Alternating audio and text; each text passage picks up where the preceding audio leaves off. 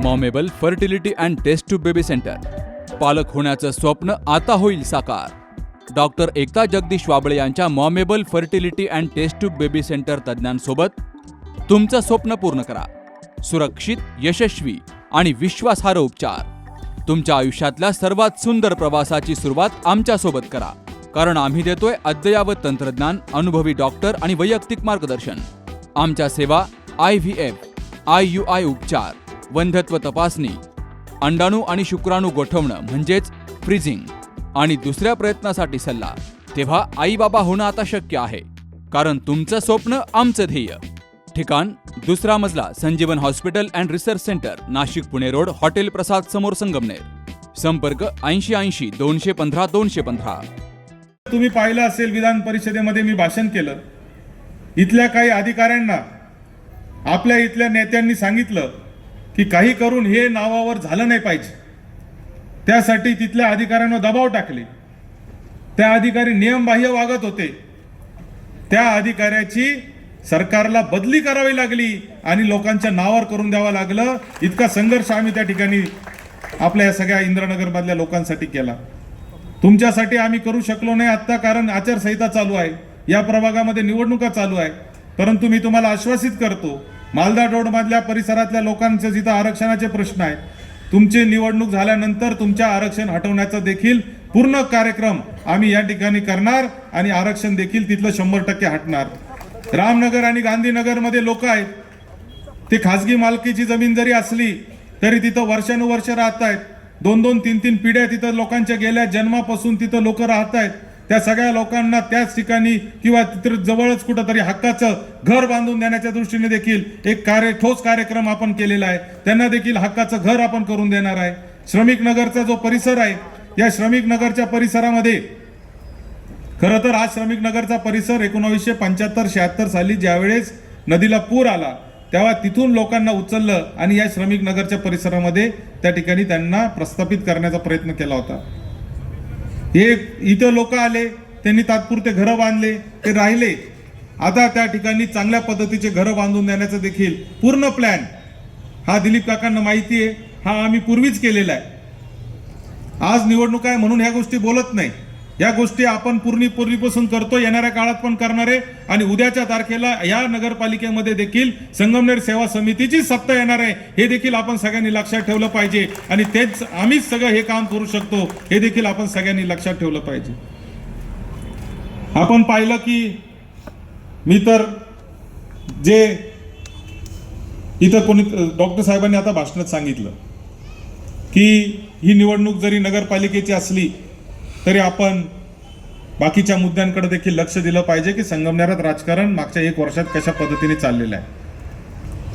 मी आता सिन्नरवरून आलो, सिन्नरला गेलो होतो.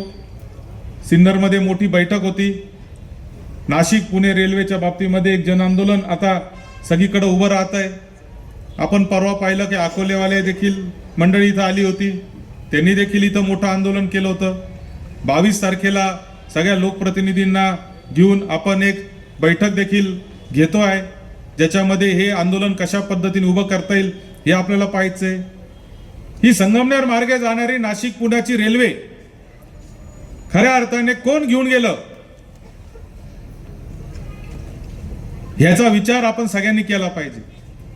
आणि ज्यावेळेस आम्ही पोटतिडकीने मागच्या 1.5 वर्षापासून सांगत होतो का ही रेल्वे पळून घेऊन चाललेले, ही रेल्वे पळून घेऊन चाललेले, ही रेल्वे पळून घेऊन चाललेले, त्यावेळेस आपले लोकप्रतिनिधी सांगत होते पळून घेऊन जायला का ही नेहरू गार्डन मधली रेल्वे आहे का?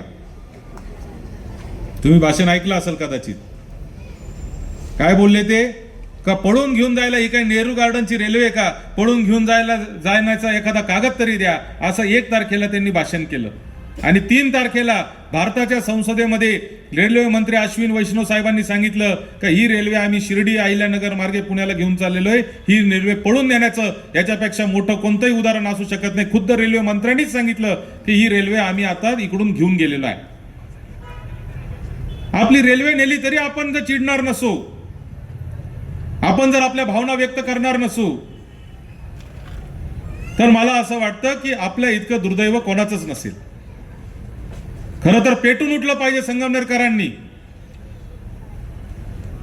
रेल्वेचा प्रकल्प असा काही रोज रोज होणारा प्रकल्प नसतो. हा 100-200 वर्षातून एकदा रेल्वे होत असती. आज मी पाहतो की संगमनेर शहरामध्ये फिरत असताना मी अनेक घरांमध्ये गेलो. विशेष करून तुमच्या प्रभागात तर दिलीप काका 1 नंबर 2 नंबर प्रभागामध्ये मी अनेक घरांमध्ये जेव्हा गेलो, आई वडील एकटेच आहेत. मामा पोरं कुठं आहेत? पुण्याला आहेत, नोकरी करतायत. इंदिरानगर मधला एक मुलगा, 2 भाऊ हे पुण्यामध्ये नोकरी करतात. दर शुक्रवारी संध्याकाळी मोटरसायकलवर घरी येतात आणि सोमवारी सकाळी परत जातात. मी त्यांना म्हणलं का बरं येतात? नाही म्हणले आई वडिलांची काळजी घ्यायला कोणी नाही. आई वडिलांची काळजी घ्यायला ते या ठिकाणी येतात आणि एखाद्या दिवशी रस्त्यामध्ये ऍक्सिडेंट होतो आणि घरातला करता मुलगाच त्याच्यामध्ये जातो. ही जर रेल्वे जर आपण केली आणि 1000-2000 रुपयामध्ये जर पास चालू झाला आणि हे मुलं जर तास-दीड तासामध्ये पुण्याला रोज जाऊन येऊन करायला लागले, तर मुलं आपल्या पशी पण राहतील, सुरक्षित पण प्रवास करतील. पुण्यामध्ये राहायचं म्हणजे 10,000 रुपयाच्या खाली फ्लॅटचं भाडं नाही. 7-8-10 हजार रुपये त्या ठिकाणी किराणा भरायला आणि बाकीचा खर्च आहे. 25-30 हजार रुपयाच्या पगारात 15,000 रुपये त्याच्यातच खर्च होतात. हे जर मुलगा संगमनेरला राहायला लागला, आई वडिलांची पण काळजी घेऊ शकतो, पैसे पण वाचू शकतो आणि सुरक्षितपणे नोकरी देखील करू शकतो, व्यवसाय करू शकतो, उद्योगधंदे इथे येऊ शकतात. आणि म्हणून मला असं वाटतं की ही रेल्वेचा प्रकल्प आपला कोणी पळून लावला आणि पळून लावल्यानंतर देखील ही नेहरू गार्डन मधली रेल्वे एका पळून घेऊन जायला काही खोटे आरोप करतात. अशा पद्धतीच्या वल्गना ज्यांनी केल्या त्या लोकांना उत्तर देणारी ही उद्याची निवडणूक असली पाहिजे, हे देखील आपण सगळ्यांनी लक्षात ठेवलं पाहिजे. परवा दिल्लीला गेल्यानंतर थोरात साहेबांनी अश्विनी वैष्णव साहेबांची भेट घेतली. अश्विनी वैष्णव साहेबांना त्यांनी विनंती केली आणि थोरात साहेबांबरोबर 20-25 मिनिटं चर्चा केल्यानंतर, खरं तर अश्विन वैष्णव साहेब असे आहेत, आता मी त्यांना 2दा स्वतः भेटलेलो आहे, अतिशय हुशार आणि IAS ऑफिसर राहिलेले आहेत, म्हणजे अधिकाऱ्यांमधून मंत्री झालेले आहेत. ते सहजासहजी 10-5 मिनिटाच्या वर कोणाला वेळ देत नाही.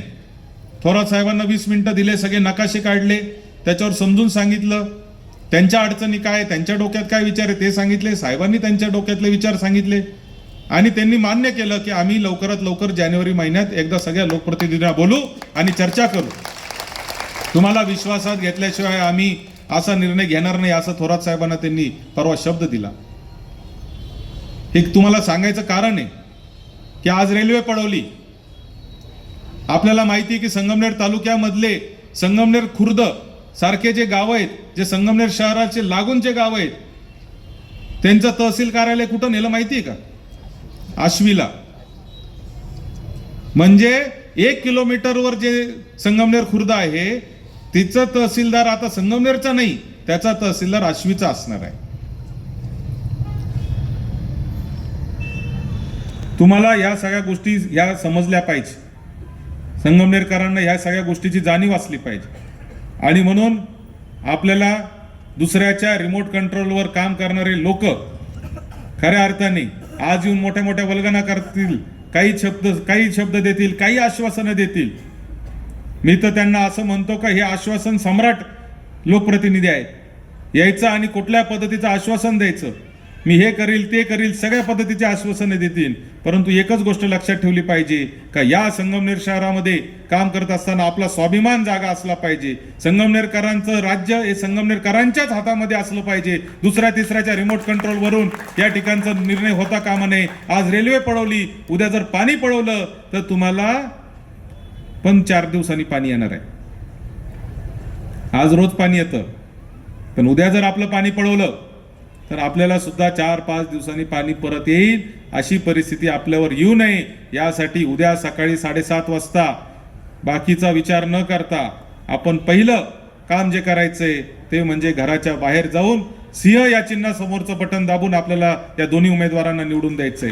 दिलीप काका पुंडनच्या बाबतीत आपल्याला सांगायची आवश्यकता नाही. ते अतिशय अनुभवी ज्येष्ठ नेते आहेत. अनेक वर्षांपासून नगरपालिकेमध्ये काम करतायत, प्रत्येकाच्या सुखदुःखामध्ये येत आहेत. गणेशनगर सारखा उपनगरातला अत्यंत चांगला असा वॉर्ड तो सांभाळतायत. कुठंही आपण बेशिस्तपणा त्या ठिकाणी दिसत नाही. अतिशय शिस्तीत काम करणारा वॉर्ड आहे. सगळ्यांशी प्रेमाने संबंध आहे. कुठेही गुंडगर्दी नाही, दमदाटी नाही, कोणाशी भांडण नाही, तंटा नाही आणि कुठंही रस्त्यावर जाऊन कोणालाही त्रास देण्याची भूमिका कधी नसलेलं दिलीपराव पुंडन सारखं व्यक्तिमत्व या ठिकाणी या नगरपालिकेला उभं आहे. अर्चना ताई इकडे, अर्चना दिघे ही बस, सुभाष कुठं गेला? अर्चना आणि सुभाष हे समोरच्या गांधीनगरमध्ये राहणारं दाम्पत्य आहे. अतिशय सामान्य परिवारातून त्याला तिकीट देण्याचं काम खऱ्या अर्थाने आपण केलं, त्याला संधी देण्याचं काम आपण केलं. ते यासाठी केलं की सामान्य माणसाचा आवाज सुद्धा नगरपालिकेत असला पाहिजे, यासाठी आपण त्यांना तिकीट देण्याचं काम केलेलं आहे. त्याच्या खिशामध्ये फुटकी दमडी सुद्धा नाही, त्याच्या खिशामध्ये फुटकी दमडी सुद्धा नाहीये. त्याला संधी दिली, त्याला स्वतःचं घर नाही. आपल्या सिद्धिविनायक मंदिर ऑरेंज कॉर्नर मधलं त्या सिद्धिविनायक मंदिराच्या खोलीमध्ये राहतो आणि मंदिराची सेवा करतो, येणाऱ्या जाणाऱ्यांची सेवा करतो, तिथली साफसफाई करतो. सांगाल त्या वेळेस लोकांना फोन करून सांगतो. कधी अर्ध्या रात्री तुम्ही सुभाषला फोन करा, अर्चनाला फोन करा, ते तुमच्या मदतीला येतील. तुम्ही त्याला कधी कधी कचरा नाही उचलला, काही नाही झालं, 2 शब्द त्याला सुनावले जरी तरी त्याला कधी वाईट वाटणार नाही. अशा पद्धतीचा उमेदवार तुम्हाला खऱ्या अर्थाने देण्याचं काम संगमनेर सेवा समितीच्या माध्यमातून झालेले आहे. हे दोन्ही उमेदवार जे आहे ते अतिशय ताकदीचे उमेदवार आहे, जनसामान्यामध्ये लोकप्रिय उमेदवार आहे. उद्याच्या तारखेला नगरपालिकामध्ये बहुमताचं ज्यावेळेस सरकार आपलं नगरपालिकेमध्ये येणार आहे त्यावेळेस या 2 नगरसेवकांची आणि 15 नंबर मधला देखील ज्या पठाणताई आपल्या नगरसेविकेसाठी उमेदवार आहे त्या सगळ्यांची आपल्याला गरज आहे. आणि म्हणून संगमनेरच्या उज्ज्वल भविष्यासाठी आपण सगळ्यांनी उद्या पुन्हा एकदा सिंह या चिन्हासमोरचं बटन दाबून आम्हाला त्या ठिकाणी मदत करावी. अजून एकदा संगमनेरकरांची काम करण्याची संधी आपण सगळ्यांनी द्यावी अशी विनंती आपल्या सगळ्यांना करतो. गेली 22 वर्षांची विश्वसनीय परंपरा म्हणजेच संदेश चष्माघर. सर्व प्रकारचे ब्रँडेड गॉगल्स आणि स्पेक्ट्स उपलब्ध. प्रोग्रेसिव्ह लेन्सेसची संपूर्ण रेंज. नेत्रतज्ञांमार्फत नेत्र तपासणी. कम्प्युटर यूजसाठीचे सर्व प्रकारचे चष्मे उपलब्ध. खात्रीशीर, विनम्र आणि तत्पर सेवा. ठिकाण संदेश चष्माघर, गाळा नंबर 31 आणि 32, बस स्टँड कॉम्प्लेक्स, पहिला मजला, दत्त मंदिरा शेजारी, संगमनेर. प्रोप्रायटर अमोल देशमुख. 9150 290 290 आणि 9270 34 41 74.